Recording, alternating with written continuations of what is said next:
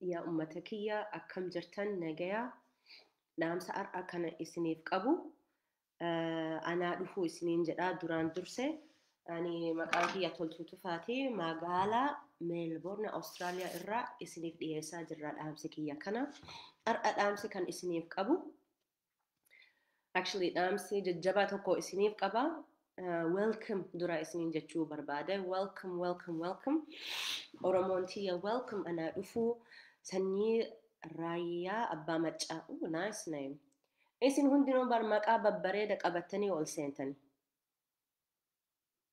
wow dhuguma Oromoon bar maqaa bareeda baasanii bar madda gammachuuti qeerroo baalee Oromiyaa anaa dhufu seena daddafneet maan dubbii kana eegaluun barbaada hagas marallee eeguun irraan jiru wanni an jechuu barbaada yaa ummata kiyya isin dubbisuu fedha Oromoo nama wanti nurraa jirru kana ibidda nu jala qabsiifamee jira hayyoota keenya nu jala fudhatamee jira nu Oromoo taanee addunyaatti baanee bifa hedduutiin iyyannee beeksifnee dalagaa gaarii waan bareeda hojjannee jirra jedhee isiniif dabarsuu barbaade yaanni kiyya kun well done fantastic job karaarra gabbaatanii bakka feetan gabbaatanii gugulgubbarra yeroo arginu kijibaa fi sobaa warra biyya san keessa jiru ka ummatatti dabarsan addunyaan fudhataan jirtu sababa wanni fudhachuu dadhabanii fi maali meenaaf hime as gubbarra ni beeytanii addunyaan waan Itoophiyaan irra jirru waan Itoophiyaan haasaa jirru kana maaliif akkatti amanuu dadhabanii beeytanii sababni isaa mee asuma irratti naa deebisa sababni ni jira bar sababaan kun isin sagalee keessan sagalee tokkoon waan uf dhageessiftanii jecha waan iyyattaniif jecha ummanni si dhagahee jira jechuudha nuti kanaan dura afaan keenya cuqqaalanii wanti nu jennu kana dubbachuu nu dhoorganii nu didanii amma galata rabbiin haa gahu bara 2020 kana keessatti haala ammayyaa kana wajjiin namni dhaabuu hin dandahani isaanii sagaleen bakkeenya dhagahanii waan isaan jedhan dhagahanii illee itti fufan jechuudha nu dhagahan hiriiratti baane hiriira qofaa miti bar hiriirri kan madhiyenna torban takka kana keessatti hiriira normaalaa turree bar bifa adda bifa haarawaatiin waan hin argamne tokko keessa isin eegaltanii kanaafuu isin hedduu galata guddaa qabdanii hedduu galatooma amma warri biyya keessa jiru amma interneetii hanga fedhan yoo cufanillee nuti Oromoo taanee abdannee abiyyi kana hedduu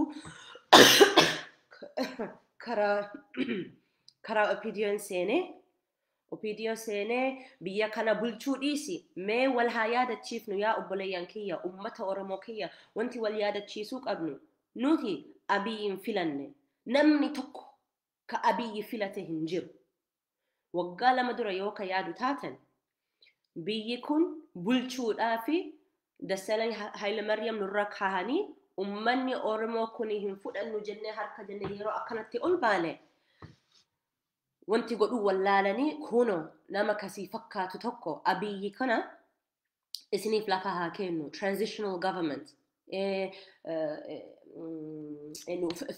filannoo haa hojjetuu fi haa qopheessuuf jechuudha mee waggaa 2 kana keessatti mee maalirra ture inni wanti kana qopheessuuf deemaa jirru jedhu namni dalagaa isaanii yeroo gaafattu kamaayii isaanii eeguun qabdu bar odoo bakka saniin gahin dura gaafachuu isinirra jira mee fakkeenya yoo isiniif ibse hoo namni tokko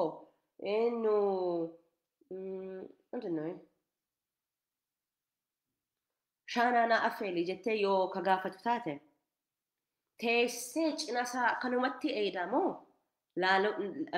laalaa jirta dura way bishaan affeelanii jirani distii way sii fidanii alawaadatti gadi bahanii jirani shaanaa san dhiqanii wanno biyya achi keessa baasanii tuman ciruu eegalanii kana hunda steepii kana laalachuu qabda keessattuu nama sanitti yoon amanne waan isaan irra jiru jalqabumarra laaltee steeppii isaan godhuu dadhabnaan steeppuma sanirra abdii irra kutachuu dandeessa. Fakkiin kun fakkii salphaa takkaati. Waa'ee nyaata, waa'ee alawaadaa, waa'ee bilcheessuu kanaa irraayi. Waa'ee biyya kanatti hoo fakkima san fudhannee gara biyyatti yoo laalle hoo waan inni godhuu qabu biyyi kun elekshinii fi qopheessuudhaaf mee maalirraa ture? Nama hidhuu malee, nama ukaamsuu malee, jalqabaatiin nu gammachiise, nu onnachiise, ammoo garagalee yaada bira qabate yaanni isallee namatti dubbataan jiru uufuma waan fedhe godhaa jira. Kana eega godhee booda mee maaluma isarra eeguu dandeenya? Wal haa yaadachiifnu. October 2020 jedhanii elekshinii tahuu biyyarraa ture. Dalagaan ka abiyyitti kenname tokkitti qofaati bar.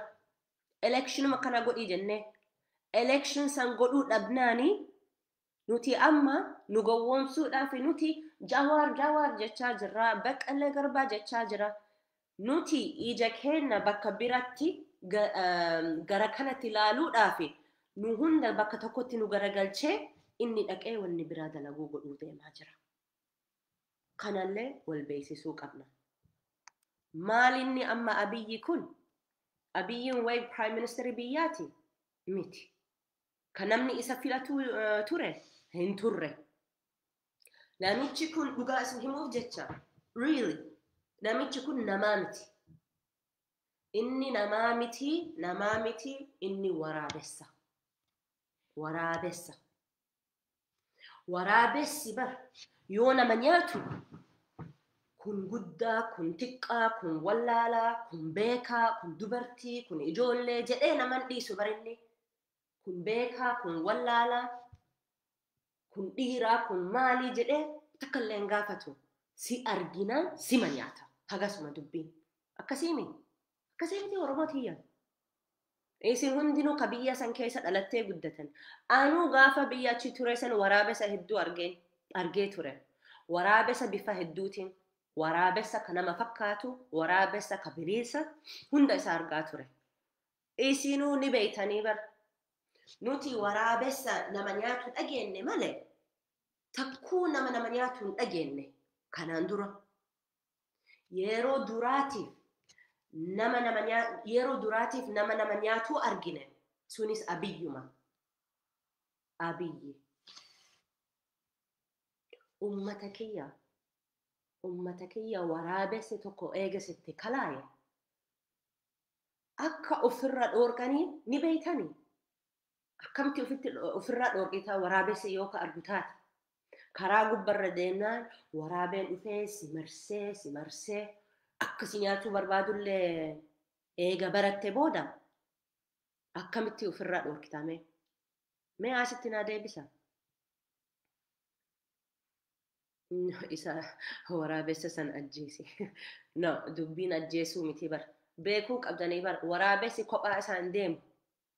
Hedduu tahan yoo sitti dhufan malee takkitti qofaan argitu. Waraabessi tokko arguun waraabessa hedduu arguu jechuudha. Yoo arguu dhabde malee isaan si arganii jiran jechuudha. Garagaltee lakki deebiin ajjeesuu miti lakki. Mee gara biraatiin naa ibsime. Beeytanii? Isin eegaa jira kaa. Dubbiin ajjeecha kanaan nurra dhiisuu qabdanii maaliif kama dhugaa isin dubbisaa jira bar. Kuno argee jira, kuno namni amma deebisaa jiran. Yoo ofirraa dhoorguu barbaaddani ibidda yookiin ifa kanaatii bar. Ifa yoo qabaatte waraabessi sin nyaatu. Kanaaf gaafa karaa gubbarra deemtu qawween itti dukkaafta. Gamtaan falmachuudha. Mucaa jalaa korota. Okay. Cal'isa jala waraabessa jala cal'isuudha. Malaan harkaa bahan. Kuno ifa bara obboleeyyan tiyya yaa Oromoo ilmaan Oromooti everybody sagalee kuno jettanii ifaan yoo qabaatte sinyaatu. Kanaaf Oromoon tiyya nuti ummanni Oromoo ka beekuu qabnu ifaan kenna sagaleen kenna. Sagaleen kenna ifaadha jechuudha. Ka waraabessa ofirraa dhoorguu dandeenyu ifaa jennee yoo qabanne nuti ummata Oromoo taane sagalee kennaan sagalee tokkodhaan akka ati ofirraa dhoorgitu ifaan yoo qabatte malee waraabessi sin dhiisu. Kanaaf eega amma waraabessi kun eega ummata Oromoo waliigalatti eega nu marse nu akka itti godhuu qabnu ifaa kanaa ibsuu qabna. Jechuun ifaa garaa isatti garsiisuu nurra jira. Hedduu barbaachisa. How bifa kamiitiin godhuu dandeenya? Tokko iyyannee jirra. Nu hiriira gubbatti baanee jirra. San booda hoo mee waa takka wal haa yaadachiifnu. Takka wal yaadachiifnaan sagalee tokkodhaan haasa'uu ni dandeenya. Abiyyiin waggaa meeqa isa kennineeti bakka kanaa bakka nu gahii jennee godhuu dadhabe. Oktoobarii dhufuu kana ji'a onkololeessa ji'a 2 booda elekshinii tahuu qabaa ture. Inni sababatee coronavirusii maali kana hunda sababatee hin tahuu godhuullee hin dandeenyu yoo dabarsine malee ummatatti dubbate. Mee ummata kiyya atummaan dalagaa tokko argannaani namni si qabatee kootu naa dalagii yeroo muraasa kana keessatti waan kana naa dalage yoo sin jedhan yoo godhuu dadhabde maal si haa godhanime? Maal si haa godhan dalagaa san yoo godhuu dhabde? Odoo sila akka godhuu dhabuun kee odoon dubbatin calliftee waa babballeessu yoo eegalte maaluma si godhuu qabname? Dalagarraa yoo si gadhiifne malee gadhiifamuu qabda. Atuu wanti san godhuu dadhabnaani bakka ofii dhiisuu sirra jira.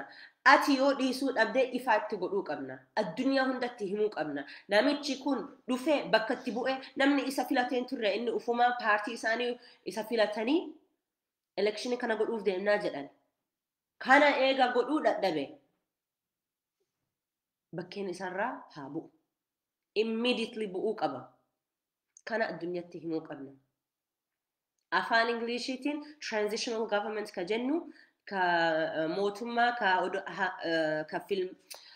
mootummaa ka biyya bulchuu osoo hin tahin bulchiinsa biyya waan dhabneef jecha namni bakkuma sanitti bu'ee hanga namni cufa waan barbaadan filatutti Abiyyiin bakka sanitti kaa'amee duree jechuudha. Abiyyiin sun ifaa itti ibsinee addunyatti himamuu qaba. Out of the office. You don't need to be in the country anymore. Finished. Dalagaan kee dhumtee bar. Asitti namni maal jechaa jiran toltu please abiyyootiin nurraa dhiisi furmaanni hayyoota kenna maali? Nuti Jawaariif Baqqalaa fi hedduu yaannee jirra. Okay, yes, this is true. Kunillee dhuguma.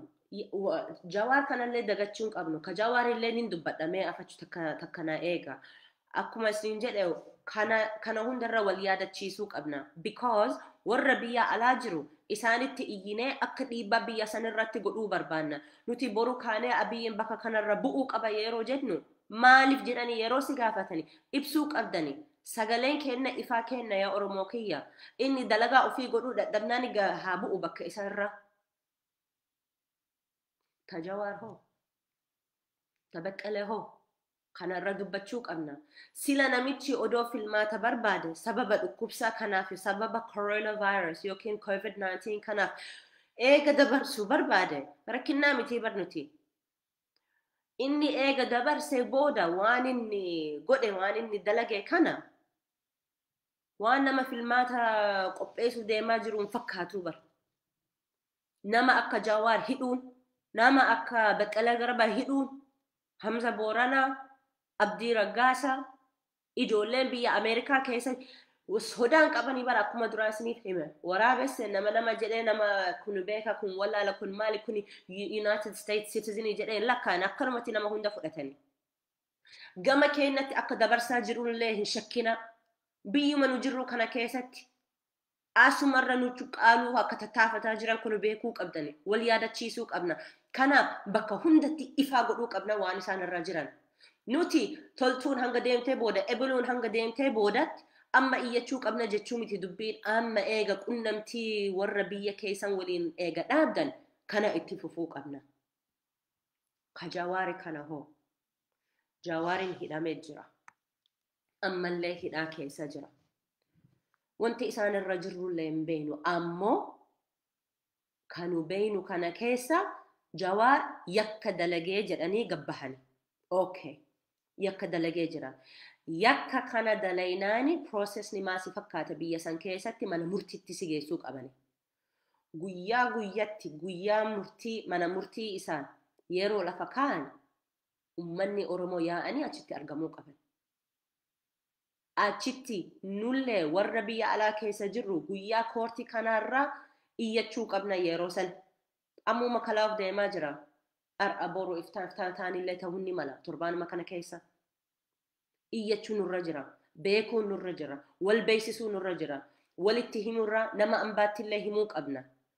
Bifa isaaniif galu keessatti jechuun nuti Oromoo akka gaariitti waltaana bifa takkaan haasofneetiin dubbii kennaa waliif ni gala. Warra biyya alaaf immoo isaan waan biraa yaadanii bar.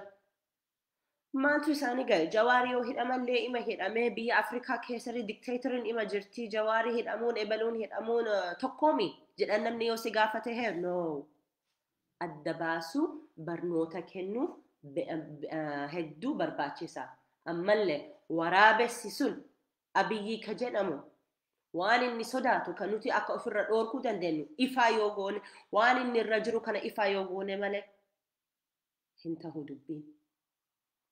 Ka Jawaariin daganne Baqqala Garballee hin daganne akkuma namni albee onnee kenna keessatti galchee gadi baasuu dhiisii micciiraa jirani ni beeyna ummanti Oromoo wal beeyna akka gaaritti.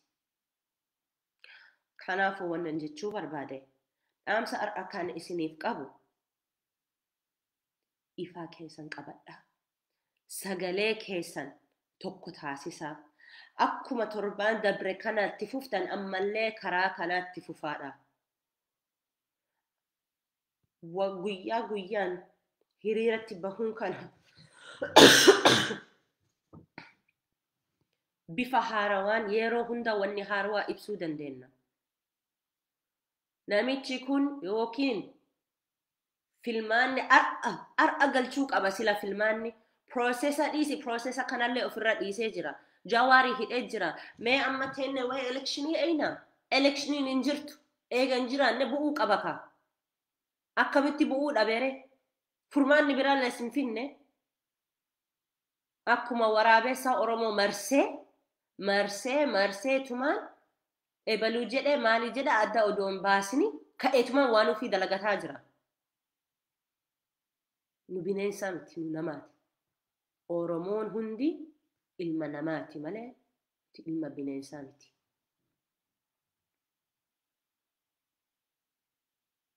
Abiy must go jechaa jirtani. Abiy must go because Abiy did not do his job.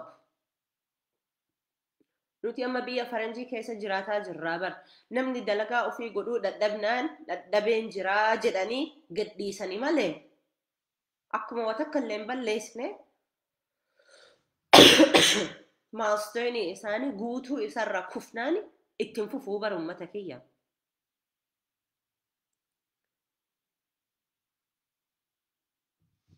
Kanaaf wanni isin yaadachiisuu barbaade gabaabumatti yaa ummata kiyya. Walqabannee out by October isaan amma kunoo boruu bar July jirra ammumarra meeshaa isaa paaki godhee akka bakka san keessa bahuudhaaf. Doesn't matter nuti Oromoon jennu bara ammaan booda wanni Oromoon jechuun maal jechuudha bar namni wal nyaatee nama ufii nyaatee nama ufii marsee nama ufii hidhee Oromoon hin jennu bar.